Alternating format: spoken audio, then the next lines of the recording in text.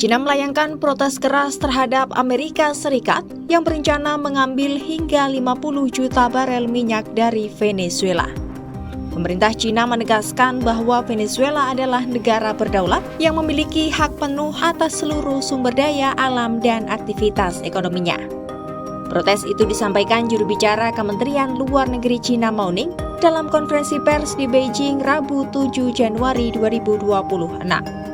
Mao Ning menyatakan tuntutan AS soal minyak Venezuela itu melanggar hukum internasional dan mencederai kedaulatan Venezuela serta merampas hak rakyat negara tersebut. Sebelumnya, Presiden Donald Trump mengumumkan bahwa otoritas sementara Venezuela telah menyetujui penyerahan 30 hingga 50 juta barel minyak kepada Amerika Serikat. Trump menyebut minyak itu akan dijual dengan harga pasar, namun hasil penjualannya akan berada di bawah kendali langsung Presiden AS untuk memastikan penggunaannya bermanfaat bagi Amerika Serikat dan Venezuela. Padahal berdasarkan data perusahaan minyak nasional Venezuela atau PDVSA, negara itu mengekspor sekitar 952 ribu barel minyak per hari pada November 2025 sebelum blokade militer AS diberlakukan pada Desember. Dari jumlah tersebut, sekitar 778 ribu barel dikirim ke China, yang menjadikan Beijing menguasai lebih dari 80% ekspor minyak Venezuela. Minyak Venezuela menyumbang sekitar 4% dari total impor minyak China, yang sebagian besar masih bergantung pada pasokan dari Timur Tengah dan juga Rusia. Sebelumnya, langkah AS memperlakukan sanksi sepihak terhadap Venezuela telah mendapat kritik keras dari China.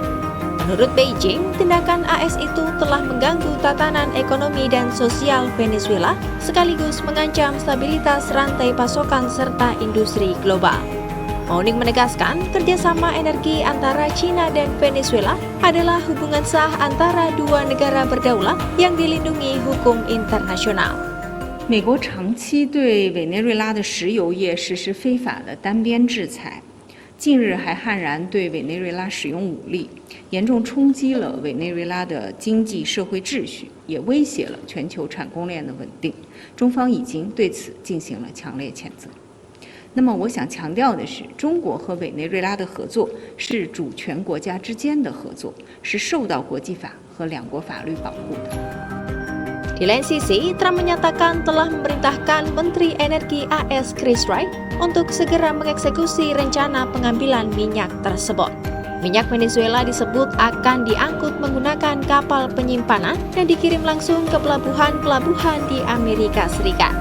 Adapun Venezuela merupakan pemilik cadangan minyak terbesar di dunia dengan cadangan mencapai sekitar 303 miliar barel atau 17% dari total cadangan global. China sendiri tercatat telah menginvestasikan lebih dari 2 miliar dolar AS di sektor minyak Venezuela sejak 2016 dengan perusahaan negara seperti CNPC dan Sinopec yang memegang konsesi ladang minyak bernilai miliaran barel. Hubungan bilateral kedua negara bahkan meningkat menjadi kemitraan strategis dalam segala keadaan sejak kunjungan Maduro ke Beijing pada 2023. Namun, situasi kini berubah drastis setelah AS menyerang Venezuela yang berujung pada penangkapan Presiden Nicolas Maduro pada Januari 2026 ini.